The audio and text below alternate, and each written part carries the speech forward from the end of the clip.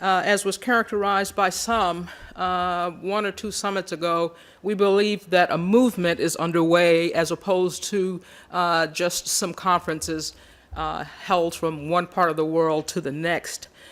We certainly, in the spirit of acknowledging the summits having originated here in Europe through the GenSet project funded by the European Commission, we certainly want to acknowledge the overarching driver in Europe that fueled such summits, and that is Horizon 2020, about which much we've heard this morning. And we were pleased to have, at least through videotape last year, the presence of Director General Ristori for energy. And we heard from Marie earlier this morning with a very powerful agenda that's being conducted through that directorate.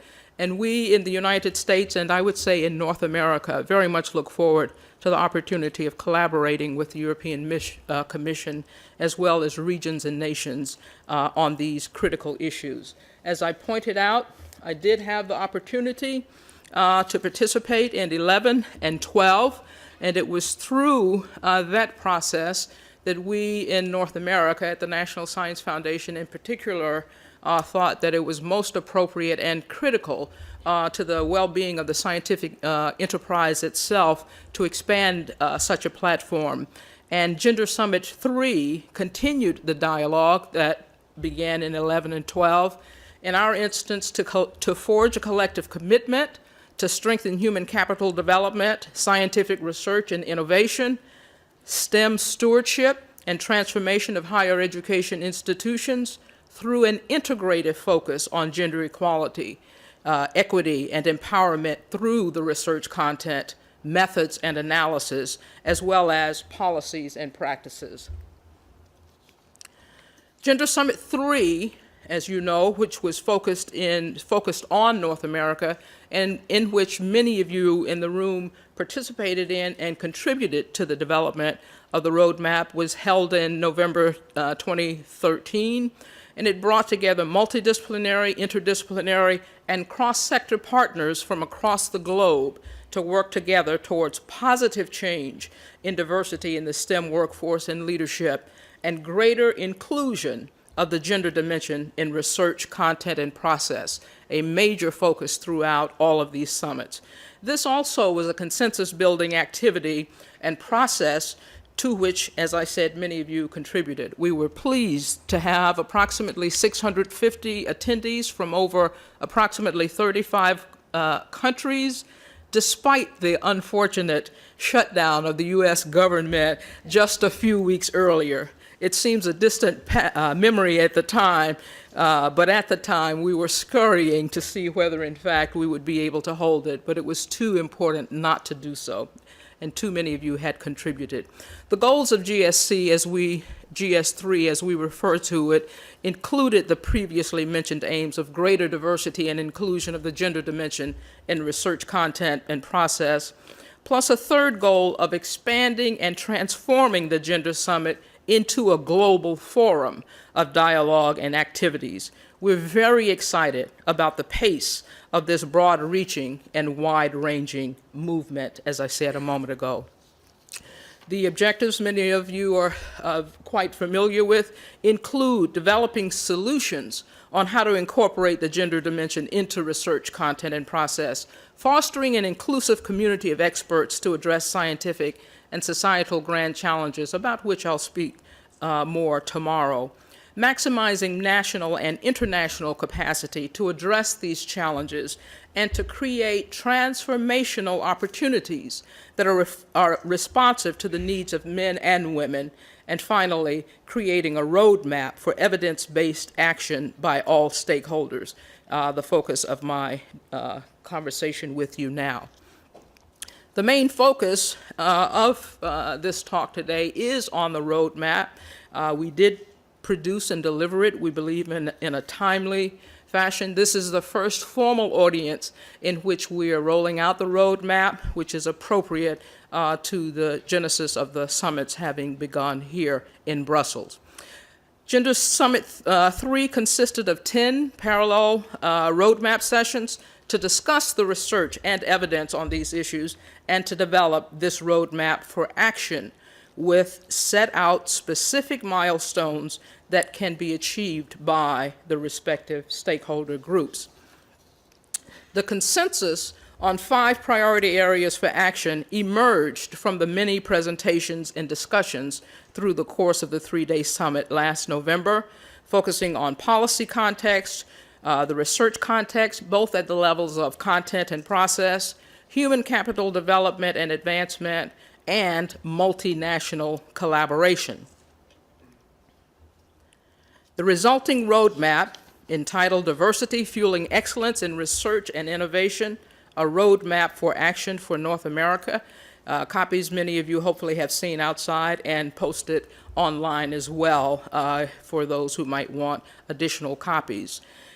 This roadmap demonstrates through evidence the need for action, lays out what actions to take, with commitments shared among the relevant sectors and organizations to implement them, and serves, we hope, as a model for developing similar roadmaps in other regions of the world who hold these summits in the future.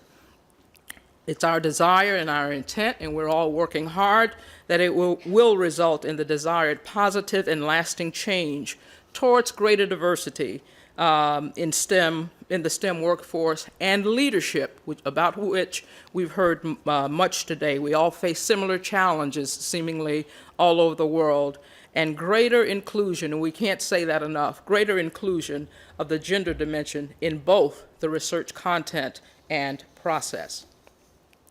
At the policy context level,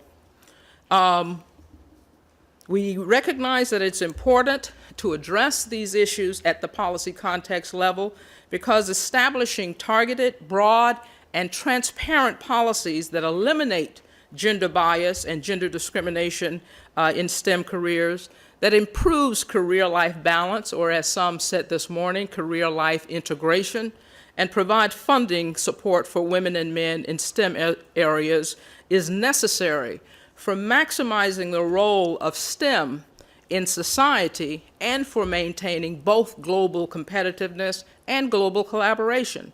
Policies addressed or established by key and diverse stakeholders, including funding agencies such as mine, regulatory agencies, universities, industries, and others, can promote the needed greater diversity in hiring and promotion, can ensure greater fairness in merit or peer review and in advancement, as well as reduce attrition. The recommendations under policy context include not only establishing policies that eliminate gender discrimination, but also sharing these policies and sharing mechanisms for successfully implementing them. Valerie Jarrett, Senior Advisor to President Barack Obama and Chair of the White House Council on Women and Girls, is shown in this photo at the top here. In her keynote address last November, she expressed the President's and the Council's commitment to ensuring gender equity in every program, policy, and piece of legislation implemented by federal agencies. And to help extend and elaborate that commitment by President Obama and the Council which she chairs, just a week ago, last Monday, many of us were fortunate enough to attend this policy event, a major convening effort by the President and his administration, many corporate CEOs in America and abroad, and a delegation of 16 leading congresswomen from the U.S. Congress, including Ranking Member Nancy Pelosi. This event was chaired by Valerie Jarrett, hosted by the U.S. Department of Labor and the Center for American Progress, focused on working families, not just career-life balance, but working families towards the creation of a 21st century workplace that works for all Americans. There were some 1,500 of us who were fortunate enough to attend that all-day event. Workplaces that make full use of the talented pool of American workers are essential, they argued, to a thriving and healthy economy, to enable businesses to stay competitive in today's global economy, and to help all workers ensure the economic stability of their families. This White House summit, as I said, brought together leading economists, business leaders, labor leaders, policymakers, advocates, and citizens for a national conversation about this very important topic. Horizon 2020 was also acknowledged by some of the speakers there. As Minority Ranking Member Nancy Pelosi put it, when women succeed, America succeeds. And so we certainly recognize this as a national imperative. With regard to the research context at the content end of things, this focused on including the gender dimension in research. Historically, STEM research has been conducted without much regard, as everyone in this room knows, for sex or gender, or the interaction between these and the environmental effects. The lack of consideration, we all recognize, produces flawed research results that are potentially wasteful, costly, or harmful. So key actions proposed in the roadmap include incorporating the gender dimension in study design, analysis, and reporting to advance scientific knowledge, and to incorporating the gender dimension in environmental exposure regulations to improve health and safety. Moving along quickly, before I'm pulled with a stick, I have 5 minutes remaining, and I will honor that. Within some of the scientific topics talked about with regard to the gender dimension in research, some of which we've heard about this morning, key elements such as health, environment, climate change, food security, and transportation. With regard to the process, straightforwardly, the endeavor here, as recommended by the roadmap, is to promote diversity of thought through adopting common practices and guidelines within and across institutions, establishing checks and balances to identify and reduce bias, and collecting data to monitor outcomes, and importantly, to transform institutional practices and processes to achieve better and more innovative research cultures through fostering community and belonging and creating threat-free environments. You'll hear from one of our leading chancellors of U.S. Institution of Higher Education this afternoon about some of the exciting things underway there. With regard to human capital development and advancement, the foci there are to increase diversity of people and ideas at the highest level, to develop a world-class STEM talent pool for transformative discoveries, and to ensure diverse future leadership through cultivating and promoting early and mid-career STEM talent. And next to my last slide, within my 5 minutes, is something about which I'm very excited, and this is the recommendation to foster and forge a multinational collaboration, both in the current and future opportunities. We know that there are many, many such collaborations within our respective nations, some international collaborations, as it were, but we see this as an extremely important direction for this global topic of importance. And key actions proposed include developing a joint initiative that is such as the gender-focused multinational collaboration, maintaining a gender GS4 social network, generally promoting participation of countries and regions through future gender summits and sharing of ideas. I'll say much more about the creation of the network and the criticality of that in my session tomorrow.